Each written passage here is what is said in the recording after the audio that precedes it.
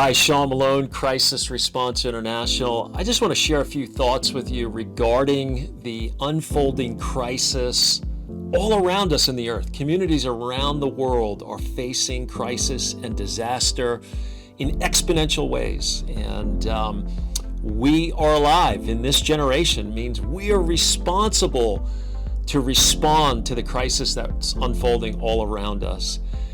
You know, this last year, just for Crisis Response International, we were engaged with boots on the ground in Ukraine, ministering to soldiers, giving away Christmas presents to kids, rebuilding projects.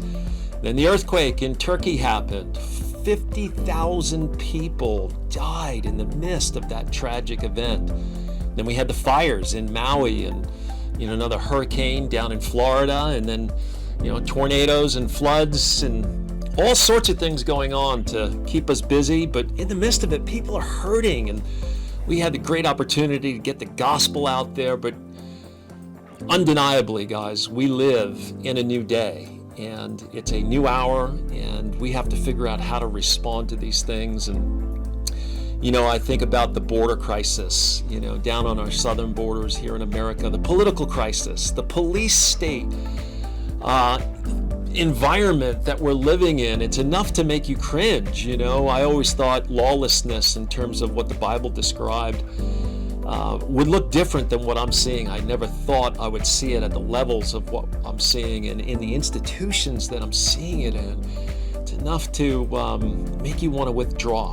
But that's not the answer. It's an hour for courage. It's a time to rise up, and it's a time to go on the offensive for the kingdom of God, to release great demonstrations of his love and his power, And literally in this moment right now, war is unfolded in Israel, and we don't really know where that's going or what it's going to boil over into. And in a lot of ways, we're on the brink of World War III. And Jesus told us, though, he foretold us that these would be the days of great harvest.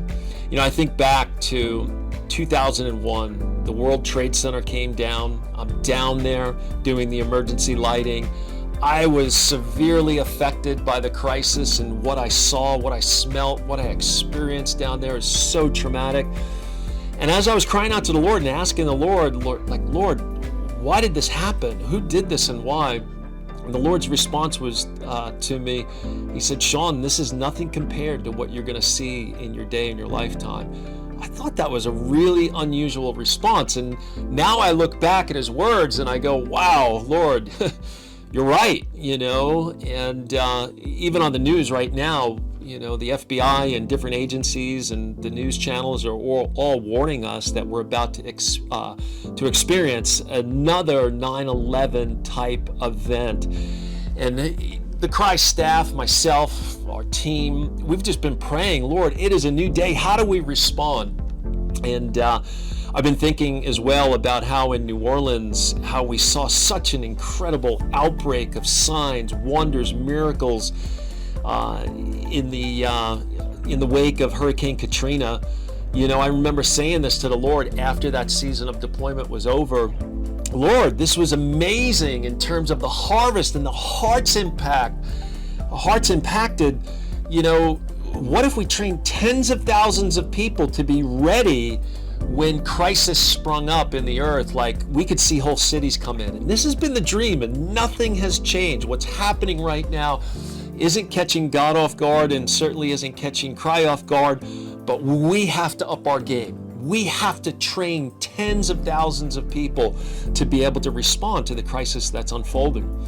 Today I was just thinking about Luke 10:2, where Jesus, in his own words, he says this, the harvest is truly great, but the laborers are few. Therefore, pray the Lord of the harvest to send out laborers into his harvest. This is his harvest, and this is a prayer that Jesus tells us to join with him in, to pray, and that he will answer it. And when he answers this prayer, what does that look like?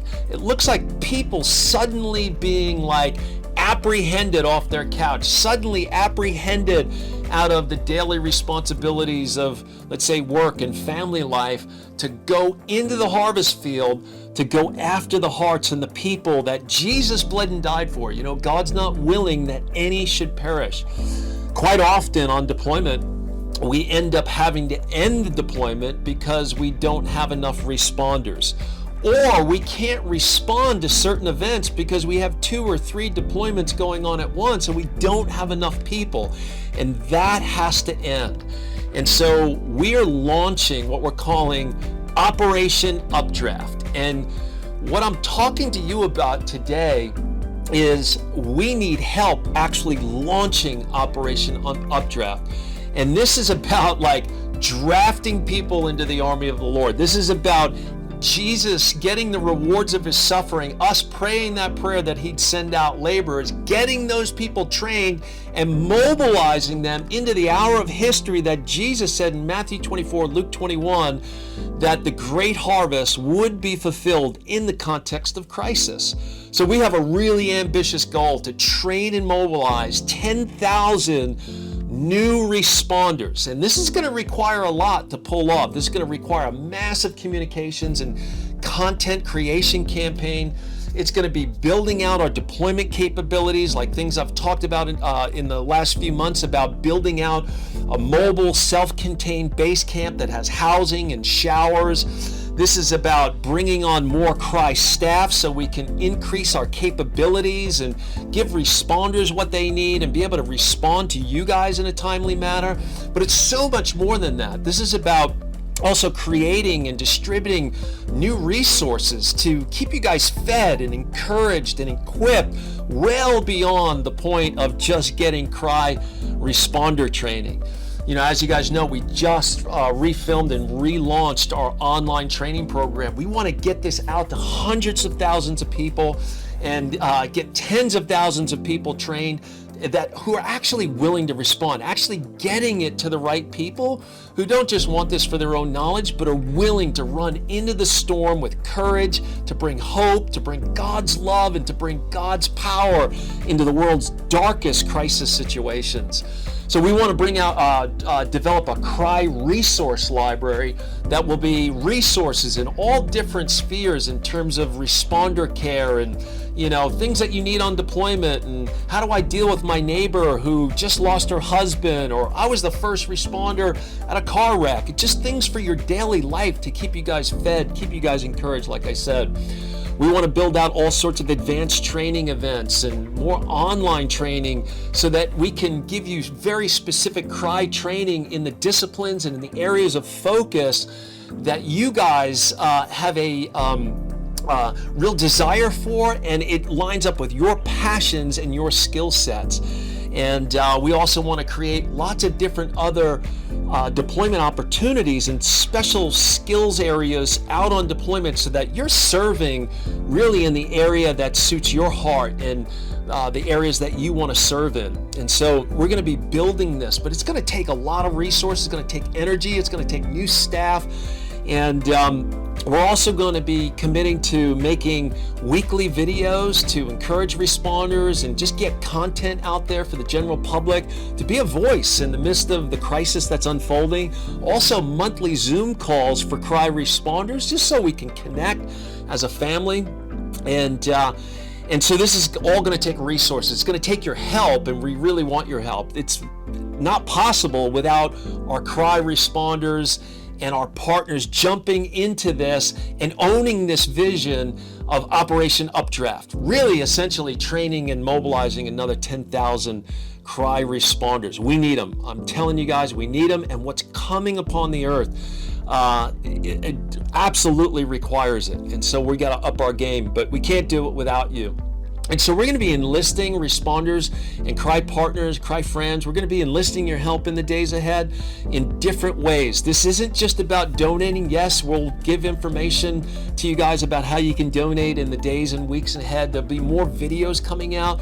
This is more about a heads up and just letting you know we're launching this campaign. We're going to need people praying over this. We're going to need intercession coming into this, covering some of these strategic moves, some of the infrastructure that we're building, and some of the new initiatives that we're going to be launching and able to be able to support this actual campaign of Operation Updraft. And I want you to think about this, just have this in your mind for a moment. What does it mean to be drafted, like drafted into the army of the Lord, but also updraft, like an updraft into, into the mission that God has for us and into the Lord's presence, and then thrust out into the harvest field. And so we really need your guys' help. And so this is going to be the focus for Giving Tuesday for Cry, and it's also going to be our end of the year giving campaign. These two end of the year campaigns, I hope you know this, but Giving Tuesday is such an important day of giving and such a critical time of building momentum for the next year, for 2024, and the end of the year giving campaign that most nonprofits do. And I know there's a lot of voices out there, there's a lot of needs. We hope that you guys will pray with us, partner with us, join in with us. There'll be ways that you can partner with us to help us bring Cry training into your city, and different ways that you can partner with us and help with us right from the comforts of your own home. So anyway, God bless you guys. Pray for us, Operation Updraft. Look out for new emails. Look out for new content that's going to be rolling out. We covet your prayers. We covet your support as well. God bless you guys, and thank you so much.